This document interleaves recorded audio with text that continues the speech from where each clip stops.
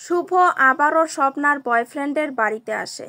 তালাবন্ধ থাকা ঘরটা সে খোলে। ঘরটা খোলার পর তার মধ্যে কিছু একটা দেখতে পায়, যেটা দেখে শুভ খুব খুশি হয়। খুশি হয়ে বলে, এই তো, আদিকে ছাড়ানোর উপায় আমি পেয়ে গেছি। এদিকে দেখা যায় শুভর ঠিক করা উকিল আদ্রিতের কেসটা লড়ছে, যেটা একদম পছন্দ করছে না আকাশ। তার উকিলকে বলে, এটা কি হচ্ছে?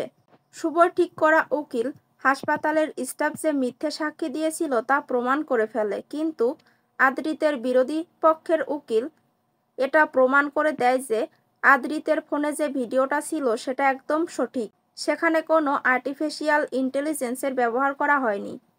জজ সাহেব যখন রায় দিতে যাবে তখন শুভ, স্বপন আর স্বপ্নার বয়ফ্রেন্ডকে নিয়ে সেখানে চলে আসে। এরপরে আদ্রিতকে বেকসুর খালাস দেওয়া হয়। এদিকে দেখা যায় মোহনা স্বপ্নাকে তুলে নিয়ে এসেছে। আগামী পর্বে দেখা যায় মোহনা আদ্রিতের বাড়িতে একটা চিঠি পাঠিয়েছে, আর কোনো একজন আসামি জেল থেকে পালিয়ে যাচ্ছে, পুলিশ তাকে ধরার চেষ্টা করছে।